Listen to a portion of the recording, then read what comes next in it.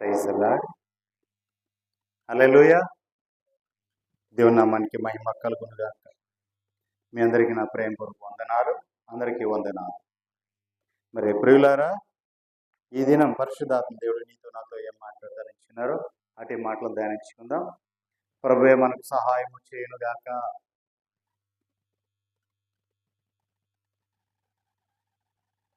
దేవునికి మహిమ కలుగును గాక. ఆమేన్. చూడండి ప్రియులారా, మొదటి కొరింథీ పత్రిక 6వ అధ్యాయము 15వ వచనం ధ్యానించుకుందాం. మీ దేహములు క్రీస్తునకు అవయవములై ఉన్నవి. మీ దేహములు క్రీస్తునకు అవయవములై ఉన్నవని మీరు ఎరుగురా. నేను క్రీస్తు యొక్క అవయవములను తీసుకొని వేసు యొక్క అవయములుగా చేయుదునా? అది ఎంత మాత్రమును తగదు.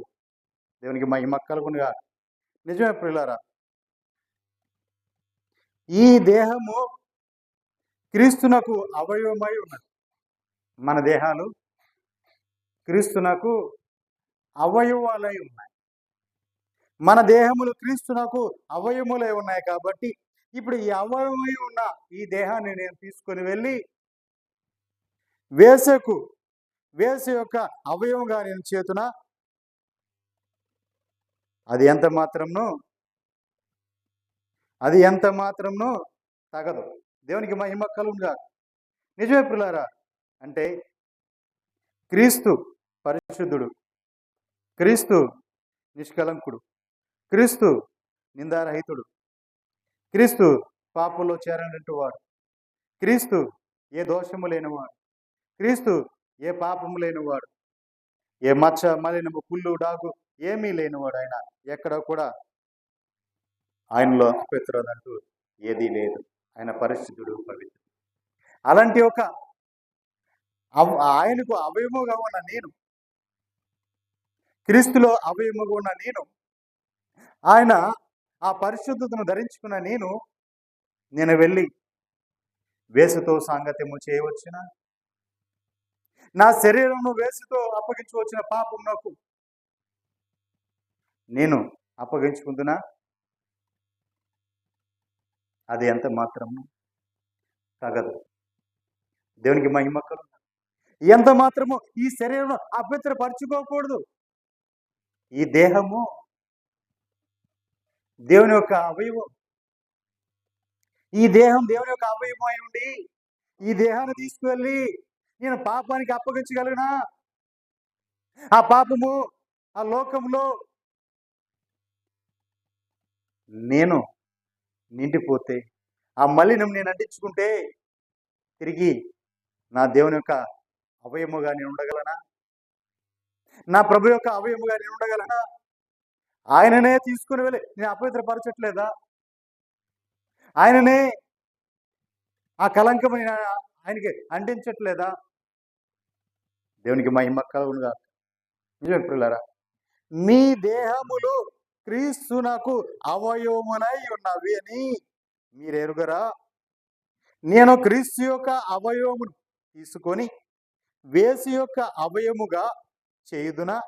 అది ఎంత మాత్రమును తగదు. దేవునికి మహిమ కలుగునుగా. ఎంత మాత్రం కూడా అది తగదు, తగేది కాదు. ఎందుకంటే అపవిత్రపరుస్తున్నావు. నీవు ప్రభుని అంగీకరించి, ప్రభునే నిజరక్షకుడిగా స్వీకరించి, ఆయనలో వర్ధిల్లుతూ, ఆయనతో నడుస్తూ, ఆయన యొక్క అవయముగా నీవు మార్చబడిన తర్వాత నీవు తిరిగి పాపములోకి వెళ్ళి ఆ మలినము అంటించుకుంటే అది నీకేనా? కాదు, క్రీస్తు కూడా నువ్వు అంటిస్తున్నావు. క్రీస్తును కూడా మలినపరుస్తున్నావు. ఎందుకంటే ఆయనలో నువ్వు ఒక అవయవమై ఉండి నువ్వు వెళ్ళి ఆ కలంకం అంటించుకుని వస్తున్నావు. దేవునికి మహిమ కలుగునుగా. నిజమే ప్రియులారా, చాలా మంది ఆయన సూచించారు, నమ్మారు, రక్షణ పొందారు, బాప్తిసం తీసుకున్నారు. క్రీస్తే మా నిజ రక్షకుడు అని ఆయన అంగీకరించారు.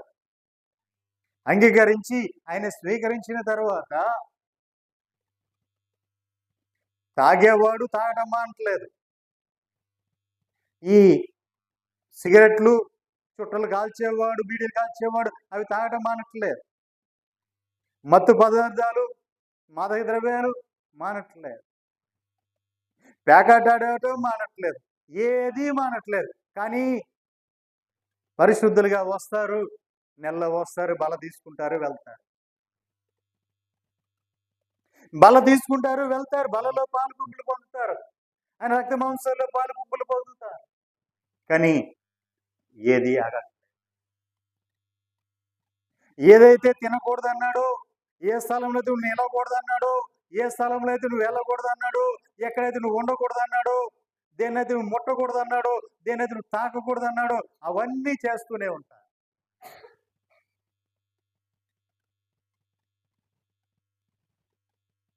అంతేకాదు ప్రియులారా, భయంకరమైన ఆ విగ్రహార్పితములు, విగ్రహానికి అర్పించినవన్నీ కూడా నీవే తింటావు. ఏది మార్పు లేదు, ఏ విషయంలో మార్పు లేదు. కానీ రక్షణ నువ్వు పొందావు. నిజంగా నీకు నీవే రక్షణ పొందావా? నిన్ను ఎవడైనా బలవంతం చేశాడా? నీకు నువ్వే ప్రభుని అంగీకరించావా? లేదా నిన్నెవడన్నా బలవంతం చేసి నువ్వు రక్షణ పొందాలి, రా నువ్వు రక్షణ పొందు అని చెప్పి నేను బలవంతంగా నీటిలో తీసుకెళ్ళి ముంచేశాడా? నిన్ను ఎదటివాడు మాయ మాటలు చెప్పి ముంచేస్తే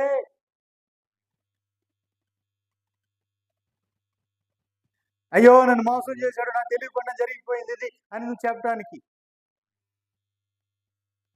ఒక అవకాశం ఉంటుంది. లేదు, నీకు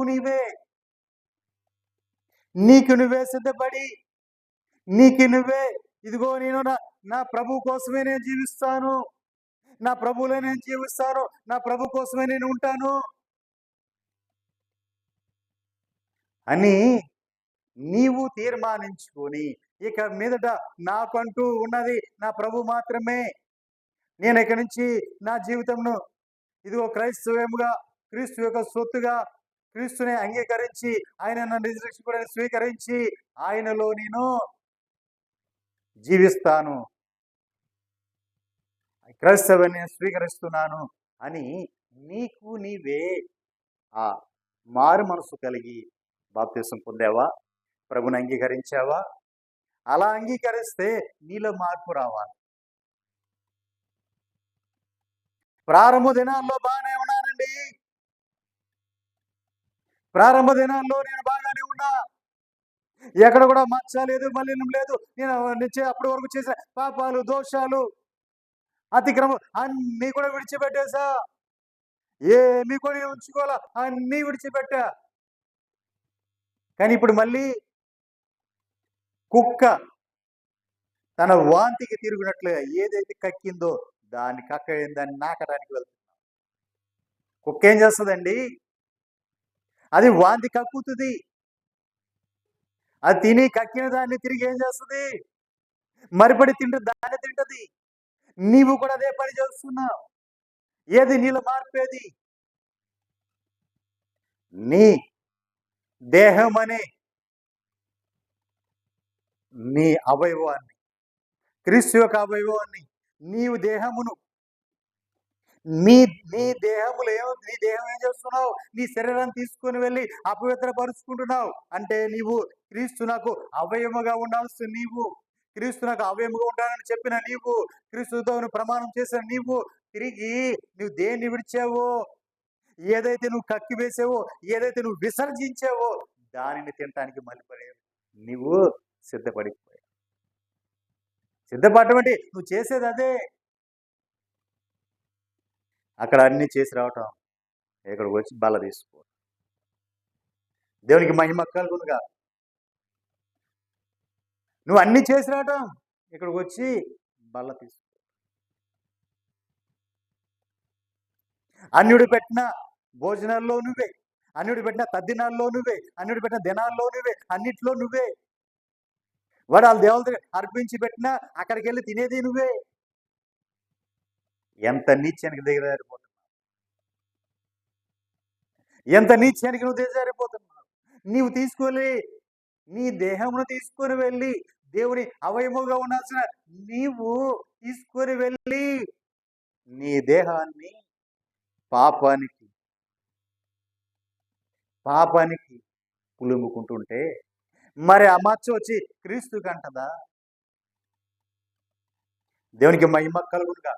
ఈ రోజున సమాజంలో ఎందుకు క్రైస్తవుడు అంటే ఎంత చిన్న చూపు? అది నీ వలన కాదా? ప్రత్యేకించబడాలి, ప్రత్యేకంగా ఉండాలి, అనేకులకు మాదిరికరంగా ఆదర్శప్రాయంగా ఉండాలి, మార్గదర్శులుగా ఉండాలి. కానీ నిన్ను చూసిన వాళ్ళందరూ ఏమంటున్నారు? వీడా, అరే ఈమ, అయ్యో మాకంటే ఎక్కువ పాపం చేస్తుందా, మాకంటే ఎక్కువ పాపం చేస్తుంది, వ్యభిచారి అనే పేరు పొందాలా? దొంగ అనే పేరు పొందాలా? నిన్ను చూసి ఎదటి వాళ్ళు నేర్చుకోవాల్సింది పోయి నిన్ను చూసి వాళ్ళు అపహసించి అసహించుకుంటుంటే ఎలా తెలుస్తుంది నీకు నీ దేవుని యొక్క మహత్యం ఏంటో, ఆయన యొక్క శక్తి ఏంటో? దేవునికి మహిమ కలుగునుగా. నిజం పిల్లరా, ఈ రోజున ఎప్పుడో 1950లో చేసిన చట్టాన్ని, స్వతంత్రం వచ్చేటప్పుడు చేసిన చట్టం అది. ఆ చట్టాన్ని పట్టుకొని ఈ రోజున తీర్పిస్తుంది. క్రైస్తవంలోకి వెళ్ళిన వారికి దళితులు ఎవరైతే, ఇంకో విధంగా చెప్పాలంటే ఎస్సీలు, ఇంకా విధంగా చెప్పాలంటే మాలా మాదిగలు, వారి యొక్క ఉపకులాలు, ఈ మాలా మాదిగ వారి యొక్క ఉపకులాలు ఎవరైతే క్రీస్తుని అంగీకరించారో, వారు ఎవరైతే క్రైస్తవులుగా మార్చబడ్డారో వారికి రిజర్వేషన్లు కట్ సుప్రీంకోర్టు తీర్పు వచ్చింది. మరి ఆ విధంగా చూసుకుంటే అన్ని కట్టే కదా నీకు. దేవునికి మహిమ కలుగుతుందా? రోషంగా చెప్పగలవా? ఎందుకు? నీ అసమర్థత, లేదా నీ చేతకానితనమా, లేదా నీవు చేస్తున్న ఆ నీచమైన ఏమైన క్రియలు చూసి ఎదటివాడు నిన్ను చులకన చేయట్లేదా? నీవు రోషము కలిగి పౌరుషం కలిగి ఉండాల్సింది పోయి రోషము పౌరుషం కలిగి ఉండి ఒక మాదిరికర జీవితం జీవిస్తూ అనేకులకు మాదిరిగా నువ్వు కనబడాల్సింది పోయి నీ వ్యభిచారం చేస్తావు, నువ్వు జారత్వం చేస్తావు, నువ్వు తాగుతావు, తిరుగుతావు. నీ శరీరము దేవుని ఎరగనే అంటే వాడి అంటే కూడా నీవు వాడికంటే కూడా ఎక్కువ పాపం చేస్తున్నావు ఈరోజు. దేవునికి మహిమ కలుగునుగా. అందుకే అందరూ కూడా చిన్న చూపు చూస్తున్నారు క్రైస్తవులు. ఇప్పుడు వరకు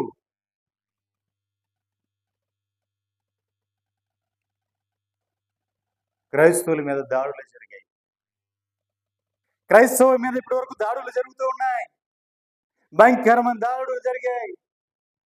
మందిరాలు కూల్చివేశారు, అనేకుల్ని చంపేస్తున్నారు, భయంకరమైన దాడులు చేస్తున్నారు. ఆ కాలంలో ఏ కాలము? ప్రారంభ కాలంలో జరిగినట్లుగా ఇప్పుడు కూడా జరుగుతుంది. ప్రభు అదే చెప్పాడు, ఇదే చూసినా. దేవునికి మహిమ కలుగునుగా. చూచిన ఆ కాలంలో జరిగినట్టుగానే ఈ కాలంలో జరగబోతాయి. ప్రభు చెప్పిన సూచనలన్నీ, అది కూడా ఈ సూచనలో ఇది కూడా చూసిన ఏ కాలంలో? ఆది అపోస్తుల ప్రారంభ కాలంలోనే, సంఘంగా కూడుకున్న, సమాజంగా కూడుకున్న క్రైస్తవులందరూ కూడా చోట కూడుకొని దేవుని ఆరాధిస్తున్నా. ఆ రోజు శ్రమలు వాళ్ళందరూ చెల్లాచెదురు చేయటం, జైలులో పడవేయటం, చంపివేయటం ఆ రోజున జరిగాయి. అదే రిపీట్ అయింది ఈ కాలంలో కూడా. ఇవన్నీ కూడా అలాగూ జరుగుతాయని ముందుగానే ప్రవచనాలు కూడా. ఆయన రాకడకు సూచనలు ఇవన్నీ కూడా. ఆ కాలంలో ఏమైతే జరిగాయో ఈ రోజు కూడా అదే జరుగుతుంది. క్రైస్తవ మీద దాడులు జరుగుతున్నాయి. ప్రభువారిని చంపేశారు. తర్వాత అపోస్తుల్ని పట్టుకొని ఎక్కడోళ్ళని అక్కడే చంపివేశారు. సంఘముని హింసించారు. అనేకులను హతమార్చేశారు. మరి ఈ రోజుల్లో కూడా అదే జరుగుతున్నాయి. ఆ రోజు ఎలా జరిగాయి ఈ రోజు కూడా అలాగే జరుగుతుంది. మనము చెప్పుకుంటూ ఉంటాం ఏమని, మనం అనుకుంటూ ఉంటాం, చెప్పుకుంటుంటాం ఏమని, మాకు రక్షణ వచ్చింది, క్రీస్తు మమ్మల్ని రక్షించాడు, ఇదిగో పాపములోంచి లోకములోంచి మమ్మల్ని విడిపించాడు, మాకు విడుదల వచ్చింది, క్రీస్తు మా కోసము చనిపోయాడు, మా పాపములను మా దోషములైన పరిహరించి ఆయన పరిశుద్ధత, ఆయన నీతి, ఆయన పవిత్రత మాకు ఇచ్చాడు, మేము పరిశుద్ధులము, మేము నీతిమంతులము, మేము నీతిమంతుల యొక్క వారసులము అని చెప్పుకుంటాం.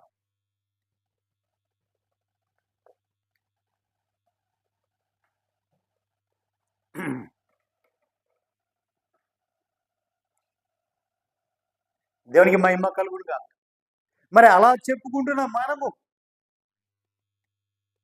మరి మాదిరిగా చూపించగలుగుతున్నామా? క్రీస్తుని ధరించుకున్న నీవు, క్రీస్తులో అవయముగా ఉన్న నీవు మరి నీవు చూపించగలుగుతున్నావా? దేవునికి మహిమ కలుగునుగా. మీ దేహములు క్రీస్తునకు అవయములై ఉన్నవని మీరు ఎరుగరా? నేను క్రీస్తు యొక్క అవయమును తీసుకొని వేసు యొక్క అవయముగా చేయుదునా? అది ఎంత మాత్రము తగదు. దేవునికి మహిమ కలుగునుగా. పరిశుద్ధత, పరిశుద్ధత, పరిశుద్ధత.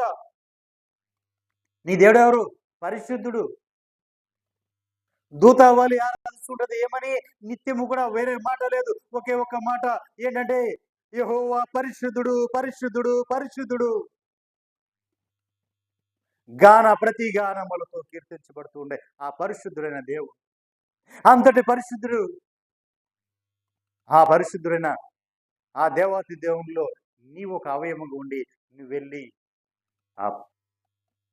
ఆయనకు కలంకమును తీసుకుని వస్తావా? దేవునికి మహిమ కలుగునుగా. నిజమే ప్రియులారా, అనేక రాష్ట్రాలు, దేశాలు కూడా చట్టాలు చేసుకుంటూ వస్తున్నాయి, క్రైస్తవుల మీద చట్టాలు. కానీ నేను ఒకటే చెప్తున్నాను ప్రియులారా, ఆలకించండి.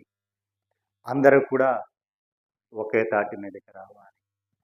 నానా డినామినేషన్లు పెట్టుకొని, నానా విధాలుగా సంఘాలు కట్టుకొని ఉన్న క్రైస్తవులు అందరూ కూడా ఒకే కట్టడిలోకి రావాలి.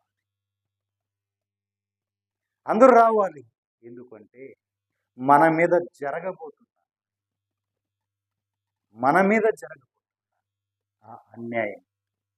ఆ అన్యాయం ఈ దేశంలో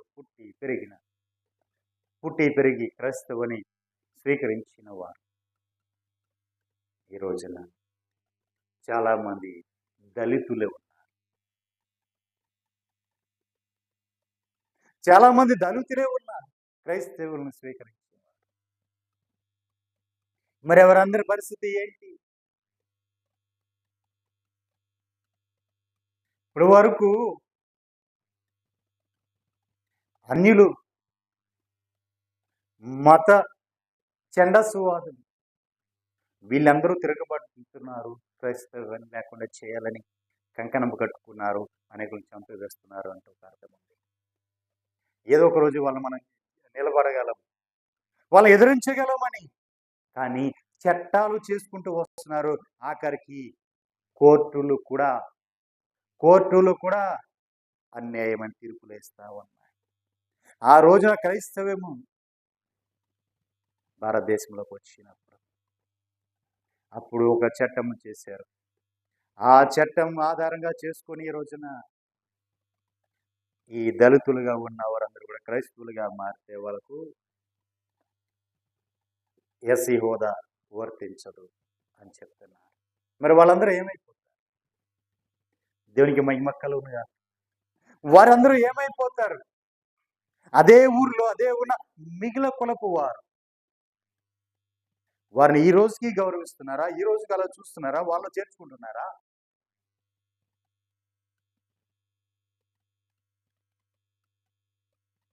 దేవునికి మహిమ కలుగునుగా.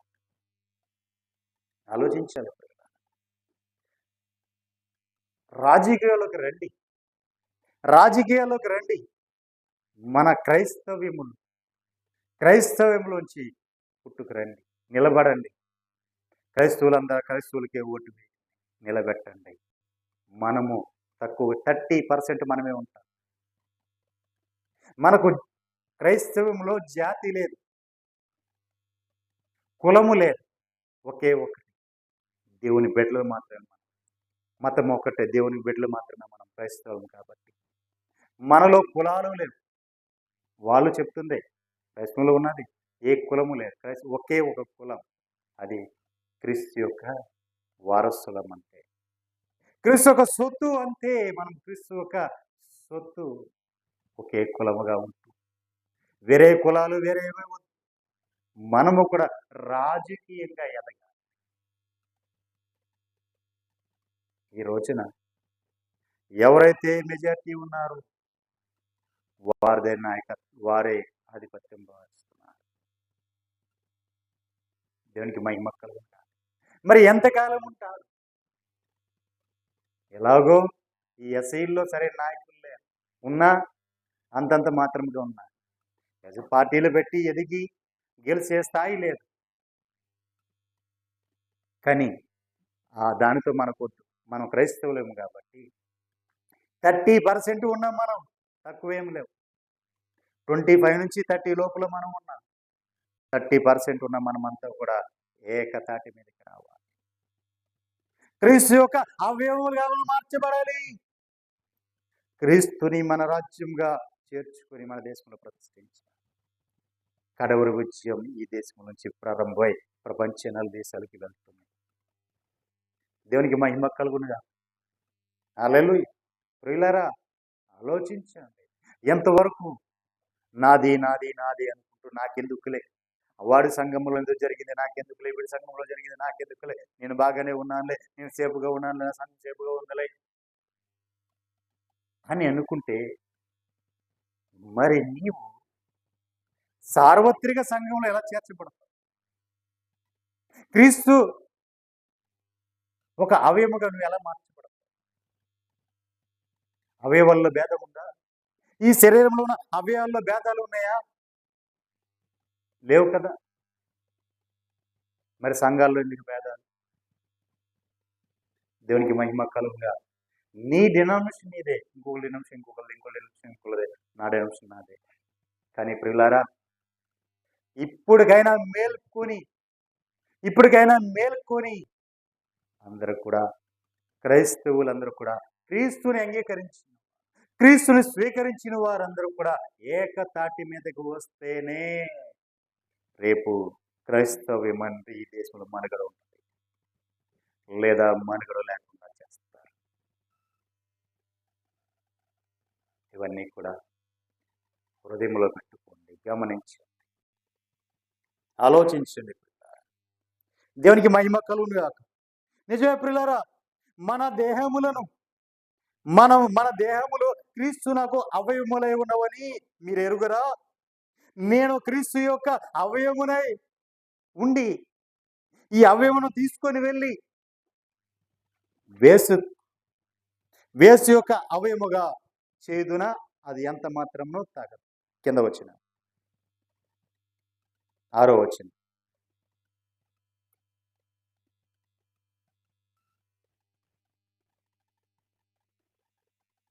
మొదటి కొరింథీ పత్రిక 6వ అధ్యాయం 16వ వచనం.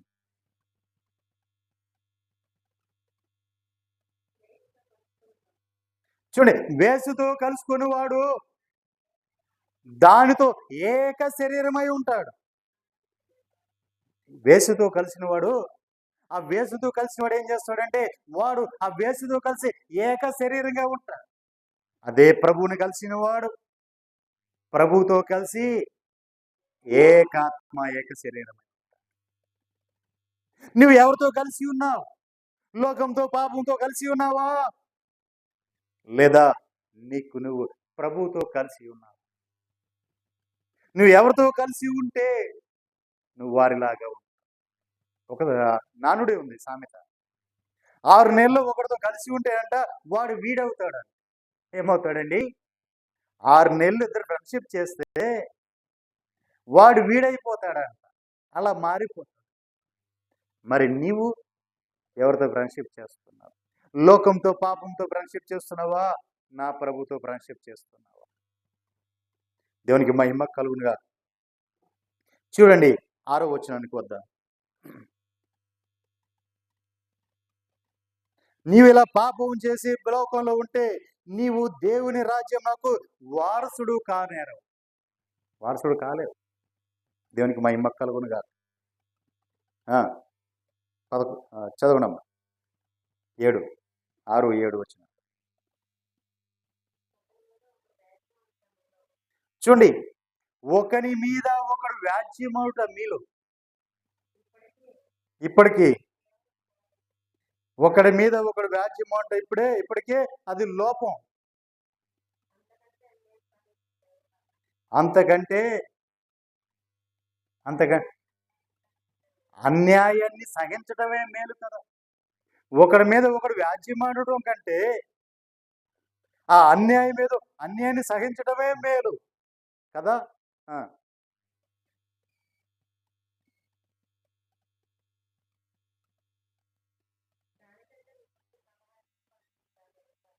దానికంటే మీ సొత్తును ఎవడన్నా దోసుకుపోతే అదే మీకు మేలు కదా అని అడుగుతున్నాడు. అయితే మీరే అన్యాయము చేయుచున్నారు, అపహరించుచున్నారు, మీ సహోదరులకే మీరు ఇలా చేస్తున్నారు. అన్యాయస్తుడు దేవుని రాజ్యం నాకు వారసుడు కానేరడని అది మీకు తెలియదా? చూడండి, అన్యాయస్తుడు దేవుని రాజ్యంకు వారసుడు కాడని అది మీకు తెలియదా? మీరు మోసపోవద్దు. దేవునికి మహిమ కలుగునుగా. హల్లెలూయా. ఏం చేయకూడదు? మోసపోకుడి జారులైనను, విగ్రహారాధికులైనను, వ్యభిచారులైనను, ఆడంగితనము గలవారైనను, పురుష సంయోగులైనను, దొంగలైనను, లోపులైనను దేవుని రాజ్యం నాకు వారసులు కానేరరు. వీళ్ళందరూ కూడా దేవుని రాజ్యంలోకి వెళ్తారా? ఎవరు వెళ్ళరు. దేవునికి మహిమ కలుగును గాక. వాక్యము తేటగా చెప్తుంది. ఎవరో కూడా ఇప్పుడు చదివిన వారు ఎవరు కూడా దేవుని రాజ్యంలోకి వీరు ఎవరో కూడా వెళ్ళరు.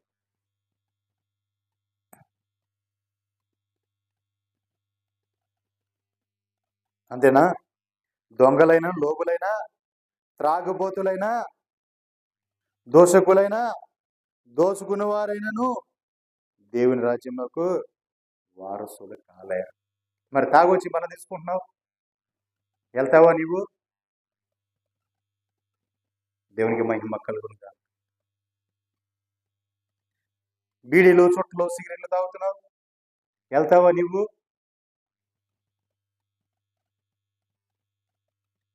జనాలు మోసం చేయడానికి, ఒకటి జనములను మోసం చేయడానికి నువ్వు ధరించుకున్న వేషం ఏది? నేను ప్రభుని విశ్వసించాను అని. లేదా ఎవడు నన్ను బలవంతంగా తీసుకెళ్ళి వాడి మెప్పు కోసమో, లేదా ఇంకోటి నేను మాయ మాటలు చెప్పు నీళ్ళ ముంచేసాడు అని. దేవునికి మహిమ కలుగుగా. వీడెవడో కూడా పరలోక రాజ్యం చేరుకోలేడు.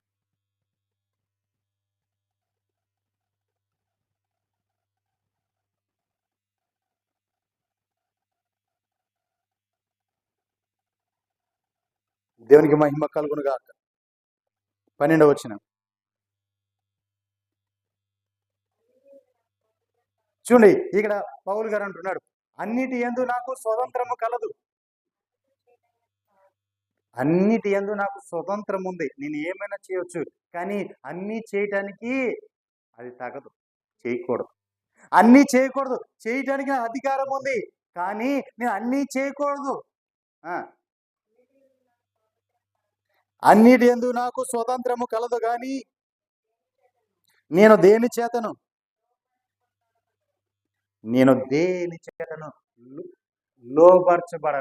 లోబర్చుకొనబడను.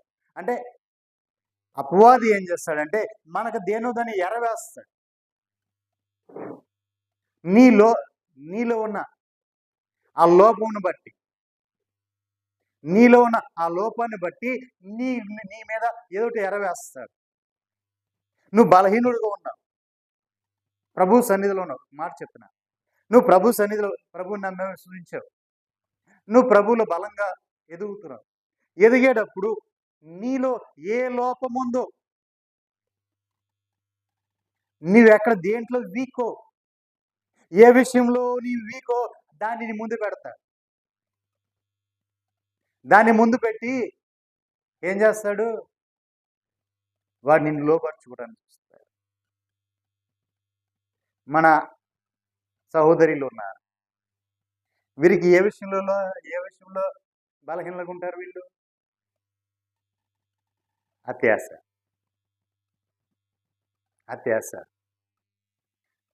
ఎవరన్నా ఏ ఆశ అయితే కలిగి ఉన్నారు, దేని మీద మనసు ఉంటుందో దాన్ని ఎరగా వేసి నిన్ను లోపరుచుకుంటారు. ఇలా ఈయన ఏం చేస్తున్నాడంటే ఏ విషయంలో కూడా నన్ను లోపరుచుకోవాలని చూసినా నేను లోబడను అని చెప్తున్నాడు. వారు నన్ను ఏ విషయంలో అయితే నన్ను లోపరుచుకోవాలని చూస్తున్నాడు వాడు, నేను మాత్రం ఆ విషయంలో నేను లోపడను అంటున్నాడు. అంటే ఈయన స్ట్రాంగ్గా ఉన్నాడని అర్థం, గట్టిగా ఉన్నాడని అర్థం. దేవునికి మహిమ కలుగునుగాక. హల్లెలూయా.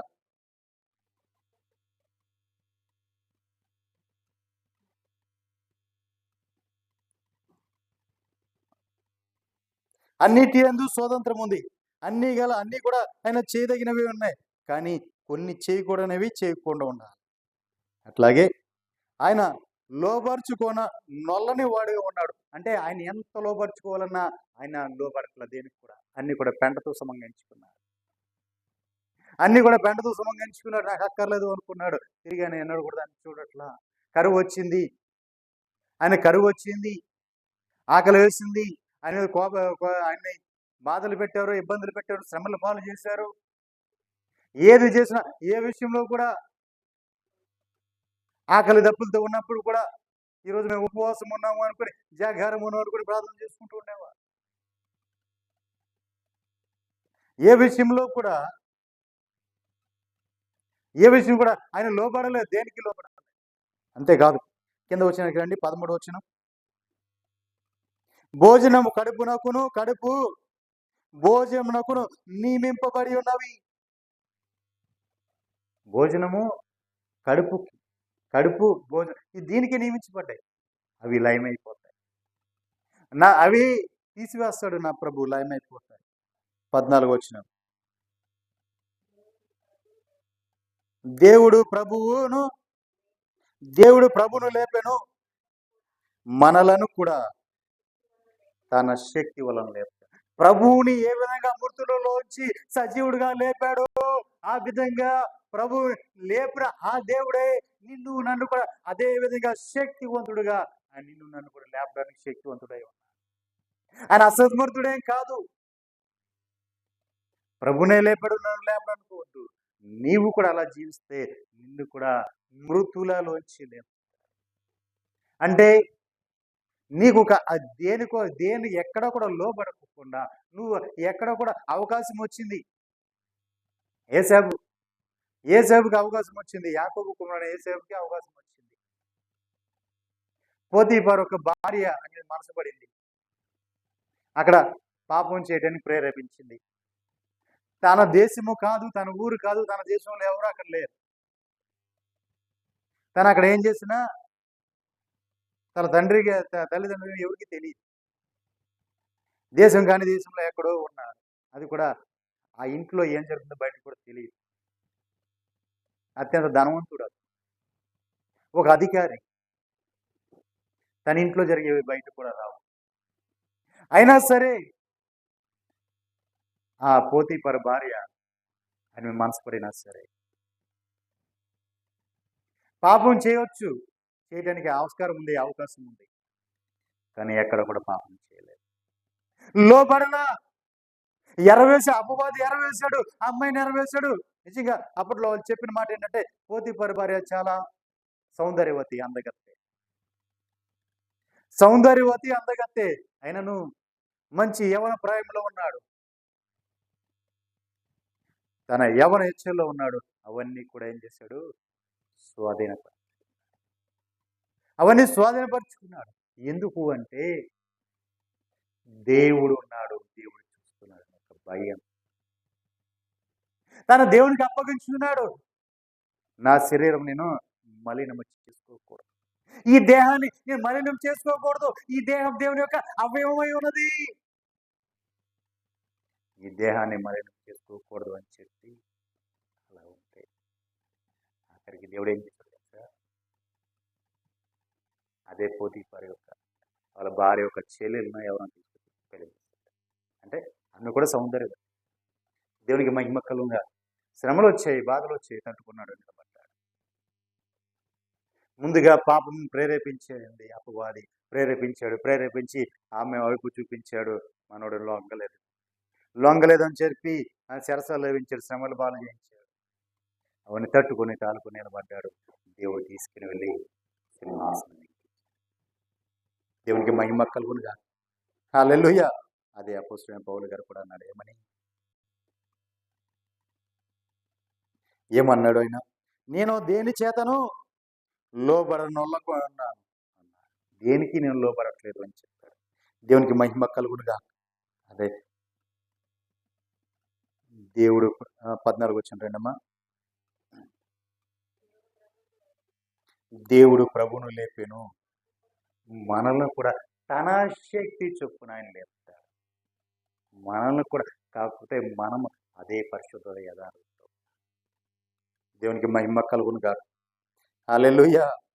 16 వచనం. దేవునికి మహిమ కలుగునుగా. 17 రండి. చూడండి, వేసుతో కలిసిన వాడు వేసు యొక్క దేహంతో ఏక శరీరమై ఉంటాడు. అదే ప్రభువుని కలుసుకున్నవాడు ఆయనతో ఏకాత్మై ఉంటాడు. ప్రభువుని కలిసి ఉంటే ప్రభుతో కలిసి ఉన్నావు కాబట్టి, ప్రభుతో ఉన్నావు కాబట్టి ఏకాత్మకు ఉంటావు. దేవునికి మహిమ కలుగునుగా. 18 వచనం. జారత్వమునకు దూరంగా పారిపోవాలి. అక్కడ పాపం జరుగుతుందంటే నువ్వు అక్కడికి వెళ్ళకూడదు, అక్కడ నువ్వు ఉండకూడదు. పాపం ఉన్నప్పుడు యేసయ్య ఏం చేశాడు? పాపం నుంచి దూరంగా పారిపోయాడు. పారిపోయేటప్పుడు కదా తన వస్త్రాన్ని పట్టుకుంది, వస్త్రం విడిచిపెట్టేనది పారిపోయాడు. దేవునికి మహిమ కలుగునుగా. పారిపోవాలి, జారత్వానికి దూరంగా పారిపోవాలి. చూడండి, మనుషుడు చేసే ప్రతి పాపం కూడా ఈ దేహానికి వెలుపలే ఉంటుంది. ఎక్కడ ఉంటుంది? ప్రతి మనుషుడు చేసే ప్రతి పాపం కూడా దేహానికి వెలుపలే ఉంటుంది. కానీ జారత్వం మాత్రం తన సొంత శరీరం అపవిత్రం అయిపోద్ది. హానికరంగా పాపం చేస్తుంది, హానికరంగా తన సొంత శరీరాన్ని పాడు చేసుకుంటున్నాడు. ఈ సొంత శరీరాన్ని అతను పాడు చేసుకుంటున్నాడు జారత్వంతో. ప్రతి పాపం కూడా ఈ శరీరానికి వెలుపలే ఉంటుంది, కానీ ఈ జారత్వం అనేది తన సొంత శరీరాన్ని పాడు చేసుకుంటున్నాడు. చూడండి, అసలు ఈ దేహం ఏంటి? దేనికో మనకు అనుగ్రహించబడింది అంటే ఈ దేహము దేవుని వలన మనకు అనుగ్రహించబడి మనలో, మన లోపల ఉన్న పరిశుద్ధాత్మకు ఆలయమై ఉన్నాం. దేవునికి మహిమ కలుగునుగా. ఈ దేహము మనలో ఉన్న పరిశుద్ధాత్మ దేవునికి ఆలయమై ఉంది. అది మీకు తెలీదా? అది తెలిసి ఉంటే నీవు మరిపడి ఆయన అంగీకరించిన తర్వాత నువ్వెలా పాపం చేస్తావు? ఎలా లోకంలోకి వెళ్తావు? అపవిత్రను ఎలా అంటించుకుంటావు? దేవునికి మహిమ కలుగునుగా. నీ దేహము పరిశుద్ధాత్మ దేవునికి ఆలయమై ఉన్నది. అవునే, ఆయన ఒక అవయవుగా ఉన్నావు ఒకటి. రెండోది ఆయన నీలో నివసిస్తున్నటికి నీవు ఆయనకు ఆలయముగా ఉన్నావు. దేవునికి మహిమ కలుగునుగా. హల్లెలూయా. మీరు మీ సొత్తు కాదు, మీరు విలువ పెట్టబడి కొనబడిన మీరు విలువ పెట్టి కొనబడిన వారు కాబట్టి మీ దేహములతో దేవుని మహిమపరచాలి. మీ దేహాలతో దేవుని మహిమపరచాలి. మీరు విలువ పెట్టి కొనబడిన వారు. ఏ విలువ? ప్రభువైన యేసుక్రీస్తు వారు తన ప్రాణమును వెలయించి కొనుక్కున్నాడని. అమూల్యమైన తన ప్రాణాన్ని వెలయించి కొనుక్కున్నాడు నిన్ను. విలువ పెట్టి కొనబడిన వాడు నీవు, కొనబడిన దానవు నీవు. నీవు నీ సొత్తు కాదు, నువ్వు దేవుని యొక్క సొత్తు. ఈ దేహము దేవుని యొక్క సొత్తు. ఆయన కొనుక్కున్నాడు. ఎట్లా? నీవు ప్రభుని నిజ రక్షకుడిగా అంగీకరించావే, అప్పుడు ఆయన నీకు వేలెచ్చి కొనేసుకున్నాడు ముందుగా. నీకు రక్షకుడిగా ఉండడం కోసం, నీకు కాపురిగా ఉండడం కోసం, నిన్ను నడిపించడానికి నాయకుడిగా ఉండడం కోసం ఆయన తను అర్పించుకున్నాడు. ఎందుకంటే ఆయన పోలికలో, ఆయన రూపంలో రూపించబడే నీవు, ఆయన స్వరూపంలో రూపించబడే నీవు, ఆయన ఆత్మను పొందుకున్న నీవు అవన్నీ పోగొట్టుకున్నావు కాబట్టి తిరిగి అవన్నీ నీకు సమకూర్చడానికి, నిన్ను పరిశుద్ధపరిచి పవిత్రపరిచి ఆయనతో పాటు నిన్ను కోటాను కోట్ల సంవత్సరాలు ఆయనతో జీవింప చేసుకోవడం కోసం ఆయన ప్రాణాన్నే నీకు పణంగా పెట్టేసి కొనుక్కున్నాడని. దేవునికి మహిమ కలుగుగా. నీవు నీ సొత్తు కాదు, నీ ఇష్టానికి నువ్వు చేసుకోవడానికి వీల్లేదు. ఇది నా శరీరం అండి, నా దేహం అండి, నేను ఏమైనా తింటాను, ఏమైనా తాగుతాను, నేను ఎక్కడికైనా వెళ్తాను, నా ఇష్టం వచ్చినట్టు చేస్తా అంటే కుదరదు. నీవు ప్రభుని అంగీకరించిన తర్వాత నీవు నీ సొత్తు కాదు, నీ దేహము నీ సొత్తు కాదు, ప్రభువు సొత్తు. ప్రభు వెలయిచ్చి నిన్ను కొనుక్కున్నాడు కాబట్టి ఇప్పుడు నీవు ఎలా ఉండాలంటే ఆయనకు ఇష్టంగా ఉండాలి, ఆయనకు ప్రేమగా ఉండాలి, ఆయన కోరుకున్న విధంగా ఉండాలి, ఆయనలాగానే ఉండాలి. దేవునికి మహిమ కలుగునుగా. హల్లెలూయా. చూడండి, ఒక ముగ్గురు గురించి మీకు చెప్పాలనుకుంటున్నా. దానియేలు పుస్తకం 3వ అధ్యాయం 27వ వచనం మనం చూసినట్లయితే,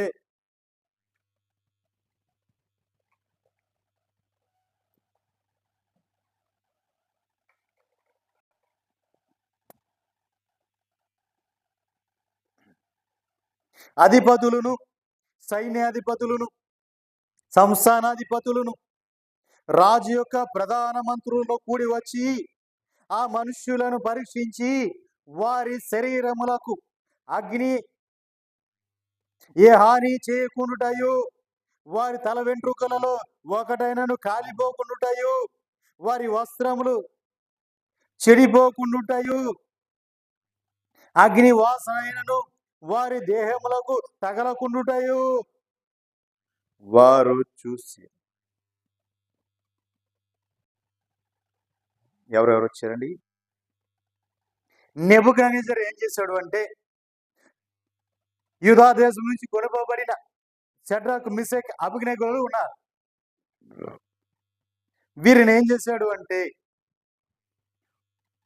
వాళ్ళ ముగ్గురి మీద కంప్లైంట్ వెళ్ళింది రాజుగారికి. అప్పుడు రాజుగారు ఏం చేసి ఒక విగ్రహాన్ని నిలబెట్టి, ఇదిగో ఈ విగ్రహానికి మీరు సాగిలపడాలి, ఈ విగ్రహానికి మీరు మొక్కాలి, దీనికి మీరు మనవి చేయాలి, మీ ఏ దేవుడికి మనవి చేయకూడదు, ఈ విగ్రహాన్ని మాత్రం మనవి చేయాలి. ఆ పిల్లను పోయి ఇక్కడ ఒక శబ్దం వస్తుంది, ఆ వాయిద్యంలో శబ్దం వచ్చినప్పుడు మీరు సాగిలపడాలి, మీరు మొక్కాలి, మీ మనవి ఏముంటే దానికి చేసుకోవాలి అని చెప్పారు. అయితే వీళ్ళు చేయట్లేదని చెప్పి కొంతమంది ఈయన మీద నిందారోపణ చేశారు. వీళ్ళ మీద రాజుగారు పట్టిరమ్మన్నాడు, పట్టుకొచ్చాడు. రాజుగారు ఎదురు కూర్చొని ఇది ఇప్పుడు ఇదంతా వస్తుంది కదా, మీరు ఆ విగ్రహాన్ని సాగిలు పడితే మీరు బ్రతుకుతాడు అని చెప్పారు. లేదంటే అదిగో అగ్నిగుండం 7 అంతలు అవుతుంది, దాంట్లో పడవేస్తామని చెప్పారు. అప్పటి వరకు ఒకంతే మండుతుంది, 7 అంతలుగా రెట్టింపు అయిపోతుంది, కాబట్టి దాంట్లో పడేస్తానని బెదిరించారు. వారేం చేశారు? రాజా,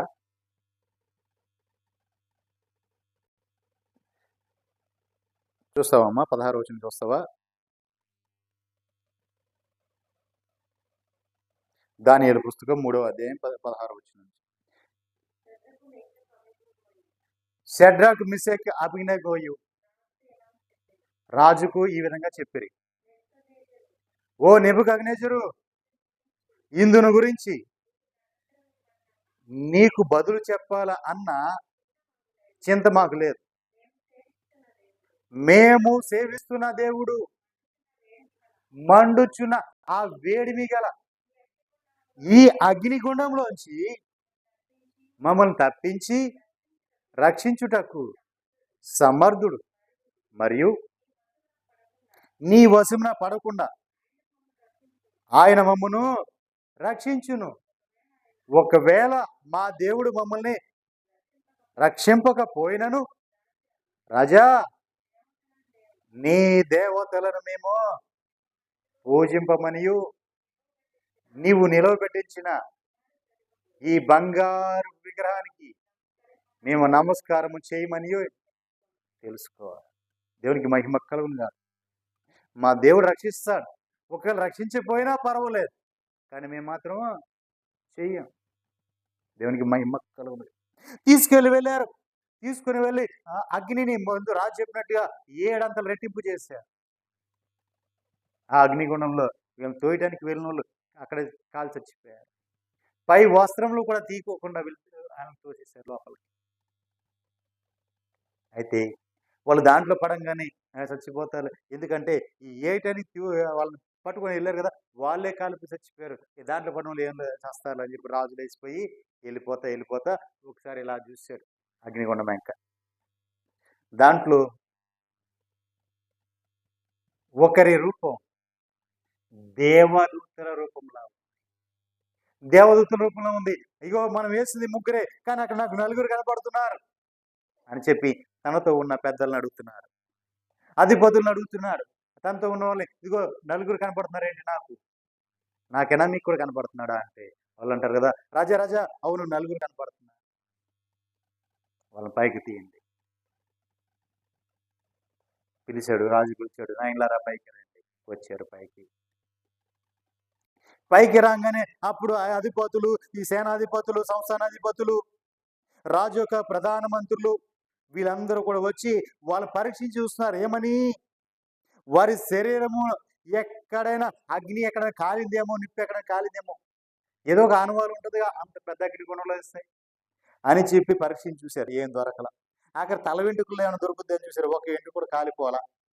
ఆఖరికి వాళ్ళు వేసుకున్న వస్త్రంలో ఎక్కడైనా కాలిపోయినాయేమో, చెడిపోయినాయి అని చూశాడు, అవి ఏమి కాల. కానీ ఏమీ జరగలేదు కదా, ఇక మరి ఏంటి, ఏం చేద్దాం అని చెప్పి దగ్గరకు వచ్చి వాళ్ళు వస్త్రంలో వాసన చూస్తున్నారు, ఊళ్ళంతా వాసన చూస్తున్నారు, ఎక్కడైనా అగ్ని వాసన దొరుకుద్దేమో. అది కూడా లేదు. దేవునికి మహిమ కలుగుగా. హల్లెలూయా. అది కూడా దొరకలేదు వారికి. దేవునికి మహిమ కలుగునగా. అప్పుడు అంటున్నాడు, రాజు అంటున్నాడు కదా, ఇదిగో వీరి దేవుడే పూజారుడు, ఆయన తన దూతనంపి ఎవరైతే ఆ దేవుని ఆశ్రయించారో ఆ దాసులను రక్షించేవాడు, వారు తమ దేవునికి కాక మరి ఏ దేవునికి కూడా వారు నమస్కరించలేదు, ఏ దేవుని సేవింపలేదు. ఉందుమని తమ దేహములను అప్పగించి రాజు యొక్క ఆజ్ఞను వ్యర్థపరిచిరి. కాగా నేను ఇక్కడి నుంచి మరిపడిన ఒక శాసనం నియమిస్తున్నా. అదే శాసనం ఏంటంటే, ఈ విధముగా రక్షించుటకు సమర్థుడగు దేవుడు కాక మరి ఏ దేవుడును లేడు. రక్షించాడు. హల్లెలూయా! అది సాక్ష్యం. ఈ విధంగా రక్షించడానికి సమర్థుడైన ఆ దేవుడు తప్ప ఏ దేవుడు లేడు. ఆ దేవుడు ఎవరు? నేను ప్రకటిస్తున్నా ప్రభువైన యేసు క్రీస్తు వారు. హల్లెలూయా! ఆ విధంగా రక్షించడానికి ఈ దేవుడు తప్ప వేరే దేవుడు లేడు. అందరూ ఈ దేవుడే మీరు మొక్కాలి ఇక మీదట. ఈ దేవుడే దేవుడు. దేవునికి మహిమ కలుగునుగా. కారణం ఏంటి? వారు చూపించిన మాదిరి. ఇదిగో మా దేవుడు ఒకటే విశ్వాసం చూపించారు. మా దేవుడు మమ్మల్ని రక్షిస్తానికి సమర్థుడు. అంతకుముందు వాళ్ళు చెప్పిందండి, ఎట్టి పరిస్థితుల్లో కూడా నీకు నీ విగ్రహానికి కానీ నీ దేవతలకు కానీ మేము మొక్కం. మా దేవుడు రోషము కలిగిన దేవుడు, మమ్మల్ని రక్షించే దేవుడు, మా వెన్నంటుండే నడిపించే దేవుడు, మాతో ఉన్న దేవుడు అని వారు అక్కడ సాక్ష్యం పలికారు. ఆ దాంట్లోంచి అగ్నిగుండం నుంచి ప్రభువే వచ్చి వాళ్ళని రక్షించి వాళ్ళతో కూడా ఉండి వాళ్ళని విడిపించారు. వాళ్ళు చూపించిన ఆ విధము చూసి వీళ్ళ దేవుడే రక్షించిన దేవుడు కాబట్టి వీళ్ళ దేవుడే నిజమైన దేవుడు, ఈ దేవుడిని మీరు అందరూ ఆరాధించాలి అని ఒక శాసనం మొదలైంది. అక్కడ 124 దేశాలకి ఒక శాసనం వెళ్ళిపోయింది నెబుకద్నెజరు కాలంలో. కారణం ఏంటి? షడ్రకు మెషకు అబేద్నెగోల యొక్క భక్తి. ఇంకోటి చెప్పమంటారా? బంగారం పుటము వేస్తే ఏమవుతుంది? సువర్ణముగా. నీవు పుటము వేసినప్పుడు నీవు సువర్ణంగా మార్చబడతావు. మచ్చ మలినము కున్నుడ ఎని మచ్చ మలినము దుమ్ము ఇదంతా కరిగిపోయి మరిపడి నీ ప్రకాశమానము మరిపడి కనపడుతుంది. దగదగ మెరుస్తూ ఉంటావు.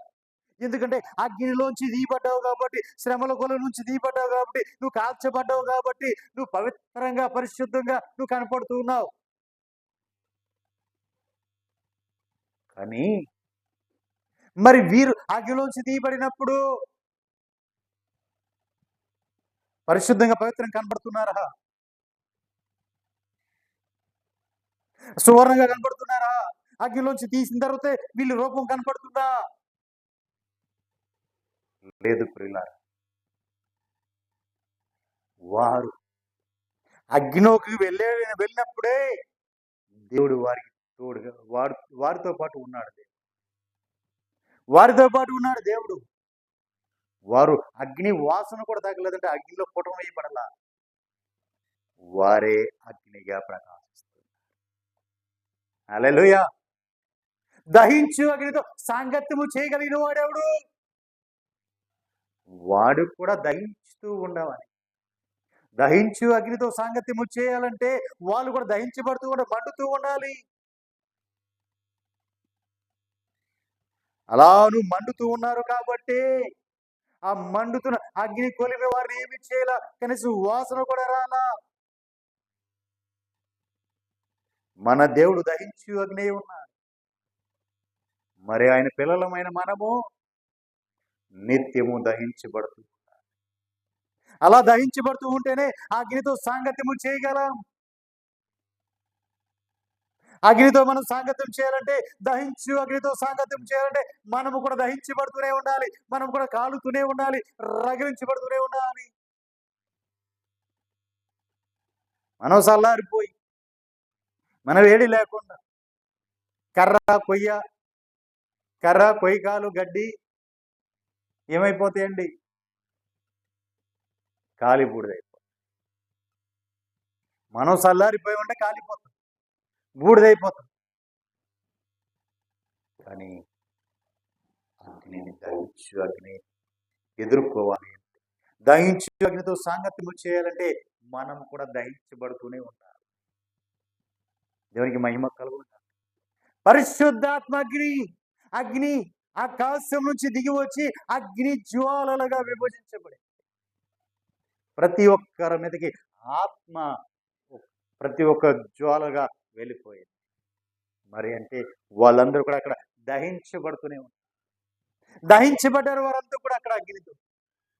మరి అదే అగ్నిలో నీవు కూడా కలిసిపోవాలి, మిలితమైపోవాలి అగ్ని నిత్యము దహించు అగ్నితో సాంగత్యం.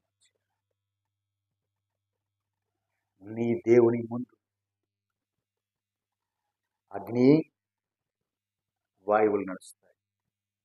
అగ్ని వాయువులను పరిచర్యలు చేసుకున్నాడు, ఆయన చేసుకున్నాడు. ఆయనకి ముందుగా అగ్ని వాయువులు నడుస్తూ ఉంటాయి. మరి దాన్ని ఎదుర్కొంటేనే కదా నువ్వు అక్కడ నిలబడగలవు. ఆయన ముందు నిలబడాలి అంటే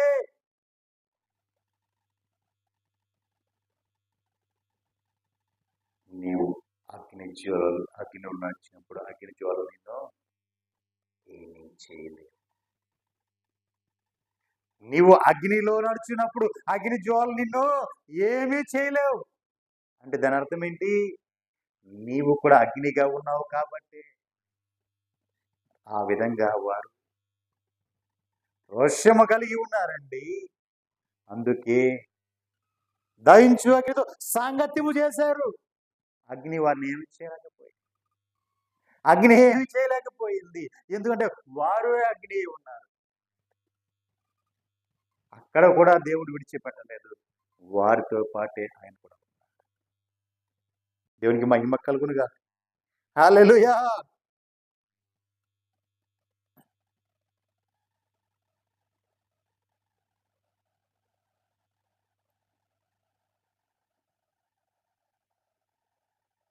రెండవ కొరింథీ పత్రిక 5వ అధ్యాయం 7వ వచనం నుంచి ధ్యానించుకుందాం.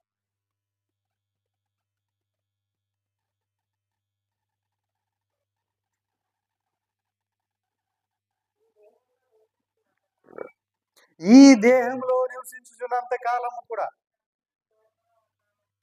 ప్రభువు నాకు దూరముగా ఉన్నామని ఎరిగి ఉండి ఎల్లప్పుడూ ఈ దేహంతో మనం ఇక్కడ నివసించినంత కాలం కూడా మనము ప్రభువుకి చూడమ్మా, లేని చూడండి, దూరముగా ప్రభువుకి దూరముగా ఉన్నామని ఎరిగి ఎలా ఉండాలి? మనం ఎల్లప్పుడూ కూడా ధైర్యము గలవారై ఉండాలి. ప్రభువు లేడు అని అధైర్యపడవద్దు, ప్రభువు లేడు అనుకోవద్దు. ప్రభువుకి దూరంగా ఉన్నా సరే మనం ఎల్లప్పుడూ కూడా ధైర్యంగా ఉండాలి. ఎందుకంటే ఈ దేహము దేవుని యొక్క ఆలయమై ఉన్నది, ఆయన సొత్తై ఉన్నది, ఆయన వెలచి కొనుక్కున్నాడు ఈ దేహాన్ని. కాబట్టి పరిశుద్ధాత్ముడు మనలో ఉన్నాడు, దేవుడు మనతో ఉన్నాడు, మనలో ఉన్నాడు అని ఆయన దూరంగా ఉన్నా కూడా మనము భయపడక్కర్లా. ఎలా ఉండాలి? ధైర్యముగా ఉండాలి.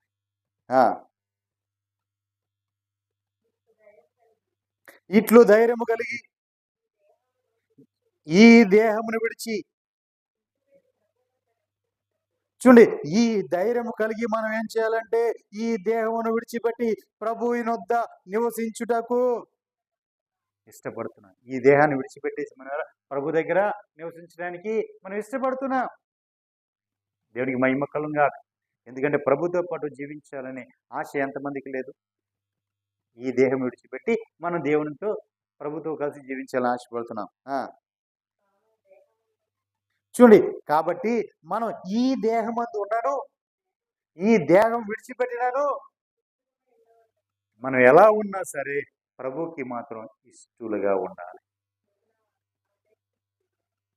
ఈ దేహంతో ఉన్నాను, ఈ దేహాన్ని మనం ఎప్పుడు విడిచిపెడతాం? ఈ దేహాన్ని ఎప్పుడు విడిచిపెడతాం?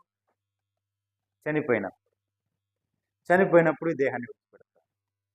మనం చనిపోయినప్పుడైనా సరే, మనం బ్రతికున్నా సరే, మనము ఏం చేయాలి?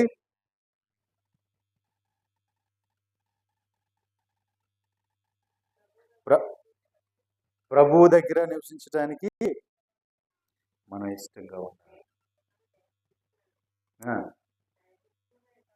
ప్రభువుకి మనం ఇష్టలమై ఉండాలి. హల్లెలూయా. ప్రభువుకి మనం దేహమందు ఉన్నాను, దేహంలో లేకపోయినా సరే మనం ఎలా ఉండాలంటే ప్రభువుకి ఇష్టమైన వారుగా ఉండాలి. ఆయనకి ఇష్టలుగా మనం ఉండాలి. అంటే మన జీవితం అలా మలుచుకోవాలి. దేవునికి మహిమ కలుగునుగా. 10వ వచనం. ఎందుకనగా తాను జరిగించిన క్రియల చొప్పున, ఎందుకంటే నీవు జరిగించిన క్రియల చొప్పున, అవి మంచివైనా సరే చెడ్డవైనా సరే, నీవు నీ శరీరం ఈ దేహంతో జరిపించిన వాటి ఫలము ప్రతి వాడును పొందునట్లు మనమందరం కూడా క్రీస్తు యొక్క న్యాయపీఠము ఎదుట ప్రత్యక్షము కావలసి ఉన్నది.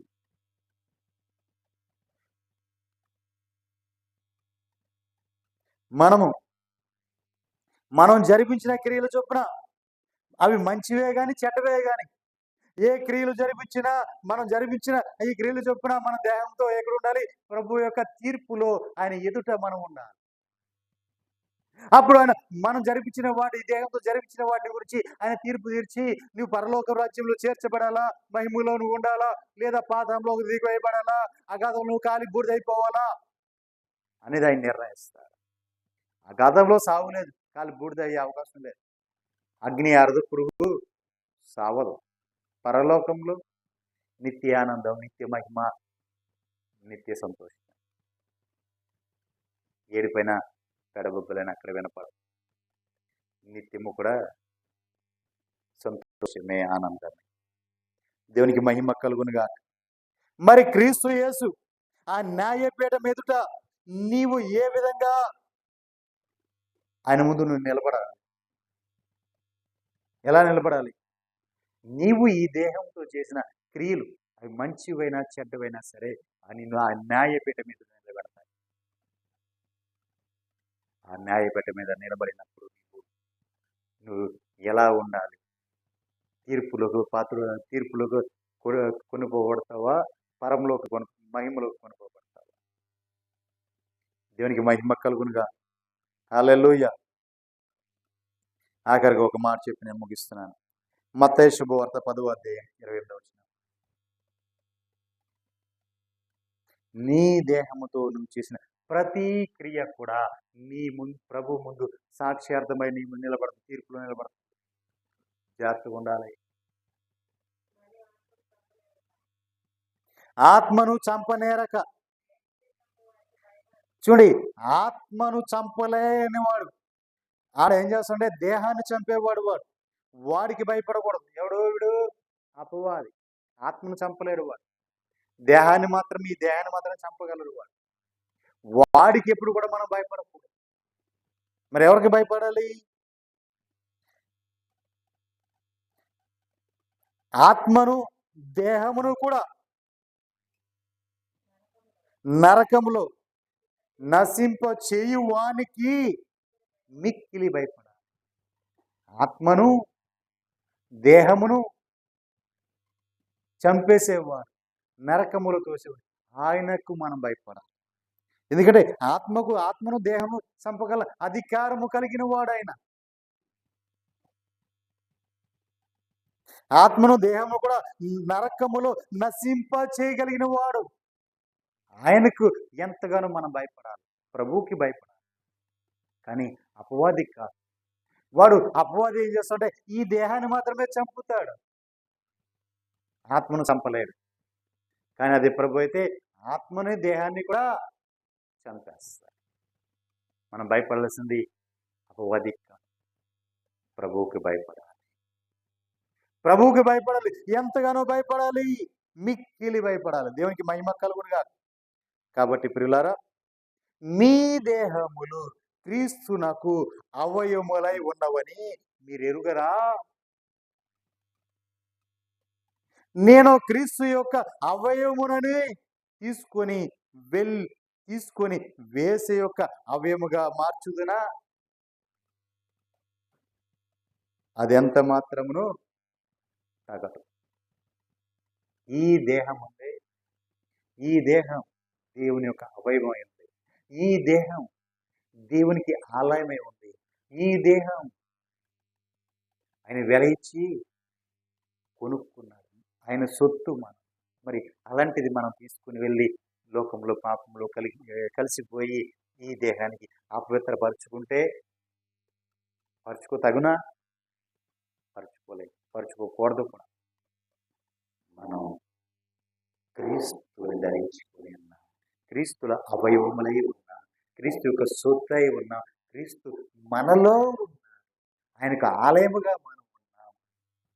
కాబట్టి మరి క్రీస్తు యొక్క పరిశుద్ధత, క్రీస్తు యొక్క నీతి, ఆయన యొక్క యథార్థత, ఆయన యొక్క పవిత్రత ధరించుకున్న మనము ఆయనలాగా ఆయనతో కూడా కోటాను కోట్ల సంవత్సరములు ఆ మహిమలో ప్రకాశించాలి. దేవునికి మహిమ కలుగుగా. మరి అవయవని ఈ లోకంలో పాడు చేసుకుంటే మరి ఆ నిత్యత్వంతో నువ్వు ఎలా వెళ్తావు? ఆ నిత్యత్వంలో నువ్వు ఎలా ఉంటావు? కాబట్టి ఇహలోకములకు వేరే నీవు క్రీస్తు కోసం జీవించాలి. అనేకులకు నీవే ఆదర్శప్రాయంగా, అనేకులకు నీవే మాదిరికరంగా జీవించాలి. నీ జీవితమే అనేకులకు మాదిరిగా ఉండాలి. దేవునికి మహిమ కలుగుగా. అట్టి కృప పరిశుద్ధ దేవుడు మనకు అనుగ్రహించుగాక. మరి ప్రియులారా, ప్రార్థనలకు వెళ్ళేటప్పుడు ఒక మాట చెప్తున్నాను. రేపు ఆదివారం మాట్లాడేవారు. అట్లాగే ఈ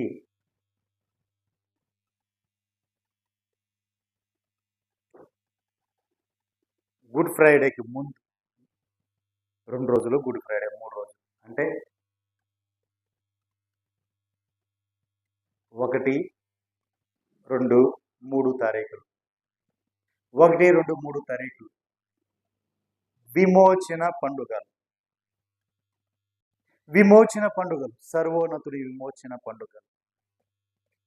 నీవు దేని నుంచి విడిపించబడాలో, నీవు దేని నుంచి విమోచించబడాలో, అది శాపమే కావచ్చు, దుఃఖమే కావచ్చు, శ్రమలే కావచ్చు, ఆర్థిక ఇబ్బందులే కావచ్చు, అప్పులుబే కావచ్చు, రోగములే కావచ్చు, బంధకములే కావచ్చు, పాపమే కావచ్చు, వాటి నుంచి నిన్ను విమోచించడానికి నా ప్రభు 3 దినాలు కూడా నీకు అవకాశం ఇస్తున్నాడు.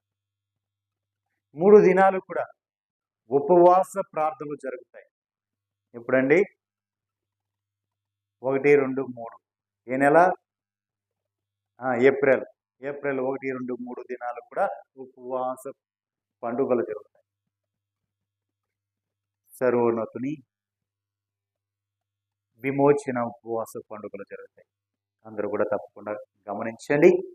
అందరూ కూడా తప్పుగా పాల్గొంపులు పొందండి. నీ దుఃఖమును విడిపించుకోవడానికి నువ్వు ఏ దేంట్లో ఉన్నావో, దేని నుంచి నువ్వు విమోచన పొందాలనుకుంటున్నావో, ఉపవాసంతో రా, నా ప్రభుని కార్యం చేస్తాను. నువ్వు ఆర్థిక ఇబ్బందులు ఉన్నావా, అప్పులోబులు ఉన్నావా, శ్రమల్లో ఉన్నావా, బాధలు ఉన్నావా, శోధనలు ఉన్నావా, నిందల్లో ఉన్నావా, అవమానాలు, దేంటి శ్రమలో ఉన్నావా, లేదా మాంత్రిక చేతబడి శక్తుల ద్వారా పీడించబడుతున్నావా, నీవు దేనిలో ఉన్నావో నాకు తెలియదు.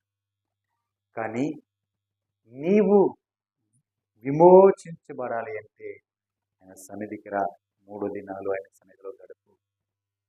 ఆయన నిన్ను విమోచించి పంపిస్తాడు. దేవునికి మహిమ కలుగుగా. యథావిధిగా పునరుత్థాన పండుగ పునరుత్థాన దినం మధ్య జరుగుతుంది 5వ తారీఖు. ఇవి ఆరాధనలన్నీ కూడా జ్ఞాపకం చేసుకోండి. మరి 3 దినాలు కూడా సిద్ధపడండి. ప్రభు సన్నిధిలో గడపండి. అన్నపానములు మాని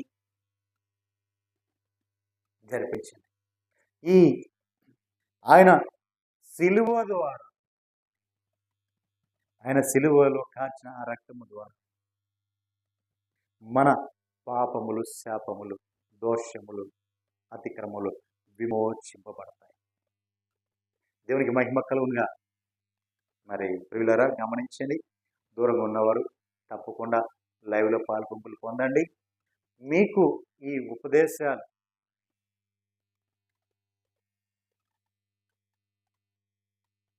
అనేకులకు షేర్ చేయండి. అనేకులు తెలియచేయండి. ప్రభు కృపను పొందుకోండి. సత్యము సత్యముగానే చెప్తూ ఉన్నది ఉన్నట్లుగానే అపోస్తుల బోధ, అపోస్తుల పరిచర్య, అపోస్తులత్వం మీ ముందు ఉంచుతున్నాను. ప్రియులారా, ఎక్కడ కూడా తప్పిపోకుండా ప్రతి ఒక్కరు కూడా ఆయన రాకడకు సిద్ధపడి ఆయన రాజ్యంలో చేర్చబడాలి అన్నదే మా యొక్క ఆశయం. నశించిపోతున్న ఆత్మలు అగాధంలో పడకుండా ఆయన రాజ్యంలో చేర్చబడాలి. ఎందుకంటే నశించిపోతున్న ఆత్మలు వెతకి రక్షించడానికి నా ప్రభు వచ్చాడు. నేను పరిశుద్ధుల కోసం రాలా, నీతిమంతుల కోసం రాలా అని చెప్పేశాడు, ఖండితంగా చెప్పేశాడు. నేను పరిశుద్ధుల కోసం రాలేదు, నీతిమంతుల కోసం రాలేదు. మరి ఎవరి కోసం వచ్చి అంటే ఇశ్రాయేలీలో నశించిపోతా ఆత్మల యుద్ధకు నేను వచ్చి వాళ్ళు వెతికి రక్షించడానికి వచ్చాడు. అందరి కోసము రాలా ప్రభు, నశించిపోతున్న ఆత్మలు. మరి మా భారము కూడా నశించిపోతున్న ఆత్మలు అగాధంలో పడకుండా ఆయన రాజ్యంలో చేరడం. సహకరించండి, ప్రార్థించండి. మీకోసం కూడా ప్రార్థన చేస్తాం. మీ యొక్క అవసరతలు ఏమైనా ఉంటే మా వాట్సాప్ నెంబర్కి మెసేజ్ పెట్టండి. మేము ఖచ్చితంగా మీకోసం ప్రార్థన చేస్తాం. మీ అందరికీ